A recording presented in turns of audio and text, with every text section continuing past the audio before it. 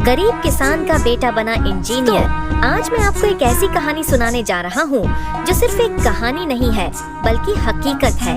ये कहानी है संघर्ष की, ये कहानी है मेहनत की, ये कहानी है उस छोटे से गांव के एक गरीब किसान के बेटे की जिसने गरीबी की जंजीरों को तोड़कर इंजीनियर बनने का सपना पूरा किया। गांव का नाम था बिसनपुर। मिट्टी की कच्ची झोपड़ियां, छोटे छोटे खेत और खेतों में पसीना बहाते किसान। इसी गांव में रहता था रामलाल, एक साधारण किसान। जमीन कम थी, बारिश पर निर्भर खेती थी, आमदनी बस इतनी कि जैसे तैसे 2 वक्त की रोटी का इंतजाम हो सके। रामलाल का एक बेटा था, सुरेश, छोटा सा दुबला पतला बच्चा, लेकिन उसकी आंखों में सपना था, आसमान छूने का सपना। जब गांव के बाकी बच्चे बैलों के साथ खेलते थे, सुरेश पुरानी फटी पुरानी किताबों में डूबा रहता था। थोड़ा इमोशनल टोन। घर की हालत इतनी खराब थी कि कई बार खाने के लिए दाल रोटी तक नसीब नहीं होती थी। लेकिन सुरेश जानता था कि अगर गरीबी से निकलना है तो रास्ता सिर्फ पढ़ाई है। स्कूल की फीस भरने तक के पैसे नहीं होते थे।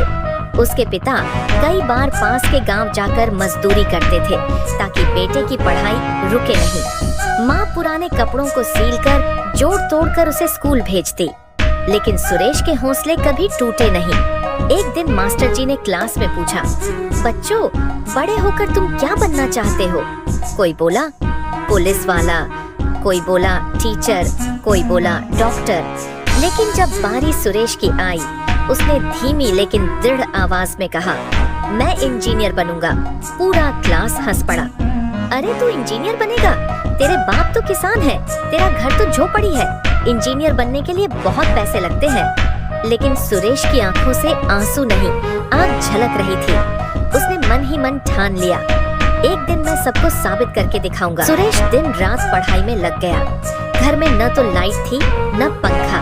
मिट्टी के दिए और लालटेन की टिमटिमाती रोशनी में वह रात रात भर पढ़ता रहता। कई बार किताबें भी दोस्तों से मांग कर लाता। भूखा रहना पड़ता, लेकिन पढ़ाई नहीं छोड़ता। उसकी मेहनत रंग लाई। बोर्ड परीक्षा में उसने पूरे जिले में टॉप किया। अब सपने को सच करने का पहला दरवाजा खुला था।